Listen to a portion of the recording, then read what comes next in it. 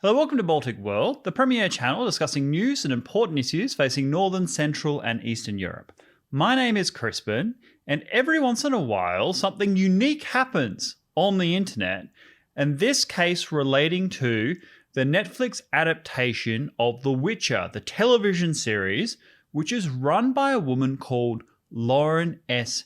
Hissrich. She is a veteran insider of Hollywood, Marvel franchises, Netflix television series, and the leader of this worldwide television phenomena. Now, she responded to a criticism online of the show by one of the largest cultural commentators on the internet in the form of Jeremy from The Quartering, an incredibly divisive figure in the United States, long history to that we won't get into, but he had a swipe at The Witcher Season 2, and she responded. And neither side covered themselves in glory, it must be said. But after that, something fascinating happened. She came back a while later and said, you know what? Let's talk about this. Let's discuss our differences and see if we can understand each other and where we're both coming from. An incredibly mature and brave thing to do. Now, not only did she respond to Jeremy, but also other people that piped in with their own creative criticisms of The Witcher, including yours truly. So over the past few days, Lauren Hissrich and I have exchanged probably 10 to 15 messages talking about respectively where we think the issues are with the show. And then Jeremy asked her a question. She responded in a video comment, which was a great summation of everything she and I had discussed. So I'll play that for you now, and then I'll give you my take and perspective. This is super weird. I've never recorded myself like this, but I'm just going to jump in. Thanks for the question. I cannot pretend to speak for all of Hollywood, and I'm going to speak specifically just to my experience because I am writing an adaptation. It's what I was hired to do. And I think my experience specifically is that I'm a woman, and I am a fan of fantasy. And for years, I had a lot of trouble finding myself in fantasy, and I realized that not all women may feel the same, but that's just my experience. I was looking for characters that were incredibly well-rounded, imperfect, had layers, and were as important as their counterparts. And once I started thinking about that, when I sold The Witcher, I started thinking about all of the other people who might not see themselves represented in fantasy either. Because let's be honest, fantasy has often been told through a white male perspective. And it's an important perspective, but it's not the only one. And it's something that I spoke to Sapkowski about very early when I started the adaptation. Obviously, it's a book that was written at a certain time. It was written by a Polish author, and I had a feeling that most people imagine these characters to be white only. And was that important to the stories that we were telling? And the resounding answer was no. It was actually much more important to tell a story that could resonate with a larger population of the world. So no, I've never been given a quota. I've never seen boxes to tick. I am trying to tell stories where other people who may have had my experience can also find themselves in The Witcher. And that includes making characters have different skin colors than perhaps fans imagined. Do I believe it's the right thing? I do. I really do. I think that this is a global show, that I have an opportunity to bring it to not just a couple million people, but hundreds of millions of people. And I have gotten far more responses from people who were grateful that they could actually respond to this story for the first time. Do I know that not everyone's happy with it? Yeah. But I still feel really strongly that it's the right decision for the story that we're telling. Now, before I go on, there are two things I want to do. Give Lauren the due praise and honor of having gone into the lion's den like this. She said, look, I am a BLM liberal from Hollywood. This is who I am. These are the reasons I've taken these creative choices. And she's interacting with people who bitterly disagree with the way she's taken the Witcher series, including myself. I think she's turned it to a real train wreck. But it's a really brave thing to do. And what was really striking and has been particularly revealing is that the people that have criticized her, shouted her down, said, look, you're doing something disgusting and appalling, are people from her own side, people who weaponize victimhood to say, oh, Jeremy from The Quartering, he's a blah, blah, blah, blah, blah, and he's abused us and bullied us. And okay, I'm not going to get into that discussion, but it is the case, objectively speaking, that it's not the people that have criticized her creative choices, the people that have been disappointed in the direction of the Netflix series, that have attacked her after putting herself out there. They're actually quite grateful for her engagement, her honest brokerage, and being acting in good faith, and I'm one of those people. The second thing is that I want to praise the show and say things that I do like about it that I haven't told Lauren. So if she does watch this video, she'll know that there are things that I do like. And the big thing, the thing that I really love, is the way she treats the elves. The elves are not some downtrodden victim who are just totally abused by everybody. Yes, they're marginalized and oppressed in certain places and circles, but that's not all they are. They're also bitter, resentful, vindictive. They have, a lot of hatred about the way the world has gone, the fact that the humans have just taken over, that they've been pushed to the margins and they want to get their own back. Like, there's a lot of real bitterness there, and it reflects what exists in the books as well. So that's a faithful adaptation, but is really interesting to see on screen. They're damaged. They're not just perfect beings who are victimized by society. They're also potentially dangerous and oppressive themselves. And then their interactions with the humans I find particularly good. So there's Nilfgaard, the supposed evil empire. Well, they're also the ones nicest to the elves, and they develop a relationship. And it's only when the elves kind of backtrack on their deal that the Nilfgaardians sort of turn on them. It's very pragmatic, that relationship. So I found that to be a compelling story, and whenever I saw the elves on screen, I was really enjoying the show. And yet now I come to my criticisms. And of course, Lauren knows most of these, but that worldview that she has articulated in her video has led, I think, to mistakes in the show which are not fatal, but will keep it from being a particularly good program.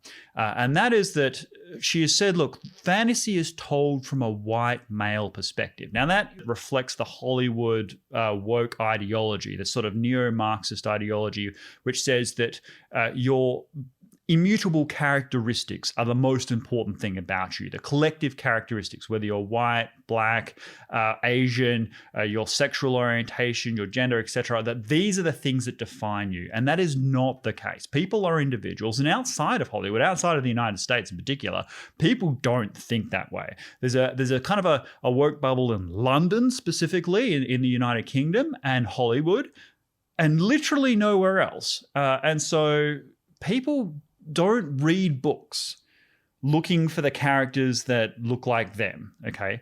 What they do is they look for good characters, relatable characters, compelling stories. So when I read The Witcher, I don't just look for Geralt or Jaskier or Dandelion. I look for all of the characters and their struggles and issues and torments and things that I can relate to, irrespective of their race or sex. So stories that are universal: trials, temptation, regret, love, ambition, despair. These are universal things that draw audiences together. I don't want to just be looking at one character and going, oh, that's me. I want to look at all the characters, regardless of their age, background, history, whatever, and find things that are relatable. And I think what I say there is true for all readers basically around the world. They don't just go, oh, this is aimed at the white gentry or whatever. I mean, some books are aimed for particular demographics. The romance novel is usually read by women, that sort of thing. But generally speaking, people should be able to find relatable things in each character. Otherwise, they're probably not very good characters. The next thing is that diversity must make sense. Lauren's ambition is a noble one. She wants everyone to feel connected to her show. That is a good thing. And like I said, it really comes down to how well the characters are drawn. But beyond that, if you are going to include diversity, if you are going to say, all right, I'm going to race swap all these characters, well, that's not okay. But it's more acceptable if it helps the viewer, the audience, orientate themselves in the show. So, for example, Game of Thrones had an incredibly diverse cast drawn from all walks of life. And yet it helped build the world. You knew who was from Dawn or Dothraki or Winterfell or Essos. Those were all different types of characters. They had their own art form, they had their own culture and traditions, their own products, and their own look and fashion and ways of speaking. So it helped the audience work out what the hell was happening. And yet Lauren's casting choices is basically taking this Slavic story, picking out random characters and painting them black. It looks bizarre. And as just, I'm someone who's familiar with the books. I've played the games. I know these people. I know the characters. And yet I am terribly confused when I'm watching who the hell people are, where they've come from, why I should care, who's who. Like, there is no way a lay audience is going to understand any of that, because Lauren, in her ideology, is representing people of different walks of life for no reason at all. There's no rhyme or reason. Now, are there some excuses you can have for kind of race swapping characters and things? Well, first of all, if it's a practical decision, let's say you're filming in Morocco and the actor you had lined up falls through for whatever reason, you need someone quickly, and the only people who show up are Moroccans, and that's for a white role. The audience is going to be forgiving for that, right? If you can explain that the person is who they are because you couldn't find someone else, there was a practical showrunner consideration, that's fine.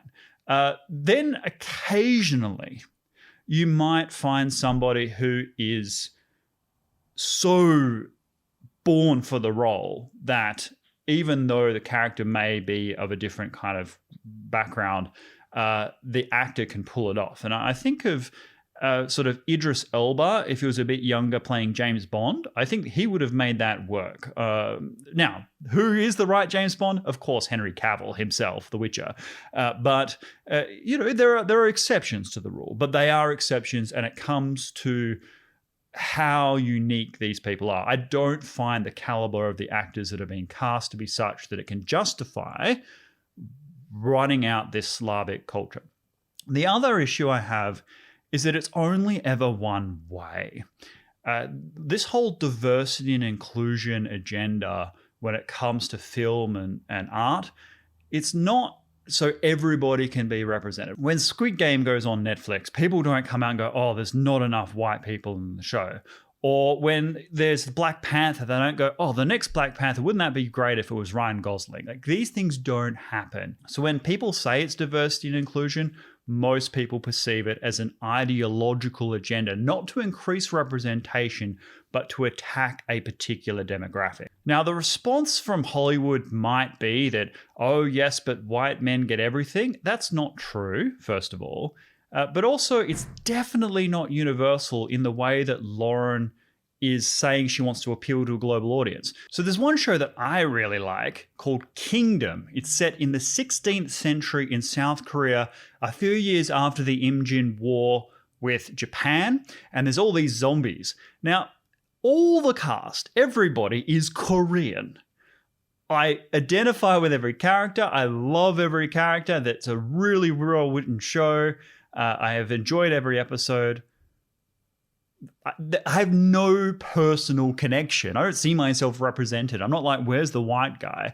And nobody who watches that show thinks that. And the funny thing is, if you go to different parts of the world, nobody's calling for this. No one in India or Japan is saying, oh, where's the representation locally? No, they don't care. What they want is things to make sense, for the characters to be well written, and for the story to be congruent in such a way that they can relate to each of the characters. It's also quite unfaithful to the source material.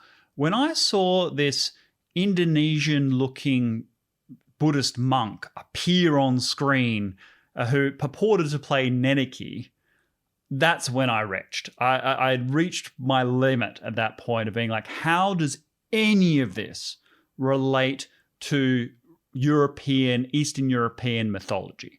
Because I think a lot of the Slavic elements, the story that is sort of syncretic from one point to the next, that brings different characters together, the underlying theme of Sapkowski's work really does root itself in things that are specifically European. And this doesn't mean white. it means Eastern European. It wouldn't make sense as a British story or an Italian story. It does make sense as a Polish story, as a Slavic story. And thus, to actually do this in such a ideological way, in ways that can't be justified by what pushes the story forward in the most faithful manner, is only going to harm the show and drive everybody away, not just people who are of a particular demographic, but people around the world, because they're not going to follow the story, they're not going to understand the underlying themes, and it sends the message to people that are invested in The Witcher that Netflix isn't interested in those stories, that this is more of a grift aimed at exploiting the IP. Now, I don't think this is Lauren's intention at all here. I think that she does want to bring more people into the show. But when she says, oh, if it's done in the Slavic way, it's only going to appeal to a couple of million people, well, what's the demographic of people watching Squid Game in the United States? Are they all Asians? I doubt that very much. Another issue I have is just the way the writing itself has become too safe. So, for example, in episode 1 of season 2, one of the better episodes of the season, the character Nivellen, which is straight out of the books, is a man who was cursed with a pig's head, forced to live as a monster in retaliation for a crime that he had committed in raping a priestess a decade before. She had cursed him while this was all happening.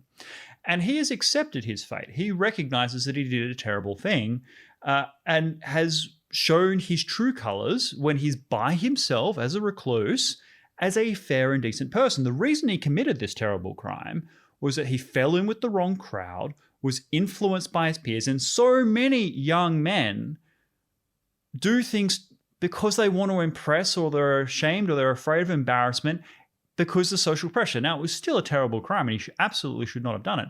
But in the context of the show, people getting slaughtered every episode, medieval world, well, at the end of the episode, as soon as Geralt and Ciri find out the nature of his crime, they abandon him.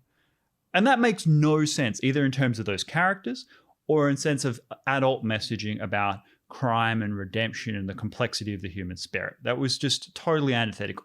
So what I would have done, I would have had it much more like the book, which was far better in telling that story. Ciri, who's not in that story in the book, but is in the show, and I quite like that. I think it would have been better if Nivellen had revealed his crime, why he looks like a monster, why he was cursed, to both Ciri and Geralt at the very beginning of the episode. Ciri would have then had to struggle with his obvious sincerity and decency and nobility and knowledge of this terrible thing he did, and you know, both love and resent him and all of this sort of stuff. Through the course of the episode, their relationship developed so that she starts to see him as worthy of redemption, but also see his weakness, which is that he has grown attached to this monster identity. He's fallen in love with the idea that he is actually a monster and not the decent human being that did a terrible thing, i.e. He's a product of shame. He is a monster as opposed to someone who did something bad and has deep regret. And because the feeling of regret, the feeling of pain, the feeling of growth is too difficult for him, he has attached himself to that monster persona. This is an adult story we're talking about here, and you can convey that to an audience in a respectable way, such that the real tragedy is his inability to forgive himself, and you can have the event spiral to its ultimate climax, where instead of abandoning him for something that nobody in the audience cares about, they sympathize with him and they give him comfort, but he is still tormented over the loss that he has experienced in the form of his now deceased vampire bride. This is a really, an adult way to tell a story, and for what I think are puerile Hollywood reasons, they have really hurt themselves in this regard. And not every show does that. I mean, take, for example, Arcane. Without question, in my opinion, the best show on Netflix ever. It has all of the woke tropes, different genders, sexualities, backgrounds, and so on. By far and away the least interesting thing about those characters. It makes sense in the context of those characters and their family relations and so forth. But the drama is adult. The story arcs are mature. The tragedy is raw and real. And the climax at the end believable and terrible and amazing and impactful. Meanwhile, in my opinion, The Witcher takes all of that and throws it on a bonfire. So I am deeply critical about the quality of the writing, the human narrative, the underlying messaging, which in the Slavic text, or even in the game, with the Bloody Baron story arc written by Polish writers, that all comes through, that complexity, that layering. And despite what Lauren has said, while she likes complex characters and layered characters, I don't see that reflected in the show to the same degree, with the exception of the elves. Like I said before. Has anything else been revealed in this exchange? Yes, one other thing. I hadn't really considered the different types of fandoms until the exchange between Lauren and the Quartering. There are those that read the books, love the source material. They might be Slavic themselves, attached to these narratives and these myths and these legends and what it means for their culture and the spirit. I think that is definitely a core audience which should be serviced. But then there is a much bigger audience, people that haven't read the books but have played the games. Big fan of the Witcher 3 games. And we're talking millions of people there. They're probably the loudest of the people you see on the internet, just because of the sheer numbers. They care about the characters and the source material and the adaptation that they've seen in the game, which is, to be frank, much more faithful to the books than the show is in many respects. In large part because I think, as I said, the Polish authors who have written Witcher 3, for example, they are the ones furiously saying, why isn't Geralt a bigger character in the show? Because in the game, of course, you're following Geralt through the story. He's the one slaying the monsters and interacting with things and uncovering the MacGuffins of the story. And so when we see the Wild Hunt and things like that emerge in the show, you don't really see Geralt's role in it in the same way. And I don't have a strong opinion about this. I recognize that Ciri, of course, is a really critical character in the books, as is Yennefer. So I don't have a strong feeling on that. I don't mind the emphasis on the different female characters in the show. They are core concept characters. That said, I do think that Yennefer was kind of a bit cringe in season 2. She didn't have enough to do, and rather than force screen time on her, they should have just put her in the background for a while. There's nothing wrong with that. Have her doing, some other things, and focus a bit more on The Witcher and developing Geralt and their relationship with Ciri. I think that would have been fine. And then the third category is the broader Netflix audience. People who don't read the books, have never played the games, they just tune in and browse to what they want to see that night. And what is the draw? It's Henry Cavill as The Witcher. He's the leading man. He's a great leading man. He's the person that other men want to be and women want to be with. He's the reason the vast majority of people want to watch the show. Now, I am usually the last person to say the studio needs to step in and have some creative control. That is totally antithetical to everything I believe. But it's insane. You have Henry Cavill. He should be the driving force of the show, at least for the first couple of seasons, so that you can create that inertia. And then you can focus more on the other characters. Now, I think it was the right time to bring Ciri in and that relationship with Geralt. I don't have a criticism there. But I mean, it's insane. Why would you not focus on Geralt, which is the reason people are going to watch the show? Meanwhile, try and force these other characters down people's throats that they don't have any relation to and don't have much reason to care about. And Jeremy from the Quartering kind of reflects that demographic, i.e., he wants to see Geralt go off and do some monster hunting and have more of a swashbuckling adventure type story in this fantasy world with this broader political setting. And I actually think that is the right call in the early part of the show. Now, my main problem with this is it's not clear in the show what Geralt even wants or why he's a main character. Why is it called The Witcher? What's the point? Now, people can say, it's about him finding a sense of place and family, and that's true, but it needs to be deeper than that. There needs to be a personal transformation for him where he has a reason to do the things that he does. And it's not really clear in the show that that's the case because he is this sort of facilitating unit for all the main female leads in the story. He's kind of the person that draws people into the show and is then kind of just there. And so I understand that criticism, and I'm on the fence about it because I also know in the books there's an element of that too. That would be a criticism I have of the books as well. But in the show, when you've got Henry Cavill leading The Witcher, bringing it to a mainstream audience, this tremendous opportunity and responsibility to bring this Slavic IP to the world, why you're not using the guy who is an extraordinary leading man, an incredible actor, huge charm and presence, and passionate about The Witcher. I mean, make more or content for him. I mean, that makes a lot of sense. That's my view. Thank you so much for watching. And thanks to Lauren again for engaging on these issues with myself and other people. It's a brave thing to do.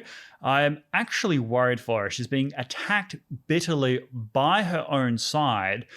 People weaponizing victimhood, saying that she's enabling all these buzzwords. Well, cancel culture is real and she's running a risk here. I don't think she realizes just how much of a risk it is. Hopefully there's no blowback. So far, she's comported herself pretty well. And what about you guys? Please leave your comments on what I've said down below. Do you agree, disagree? What have you thought of season 2 of The Witcher and season 1? Where do you think the show is going? Particularly people from Poland, Slavic countries, that part of the world, of which I know there are many, because I will share this video with Lauren. I can't guarantee that she'll have time to watch it, but if she does, she'll get your comments as well. I think she'd really appreciate that, as do I. And thank you so much. I'll see you next time. Goodbye.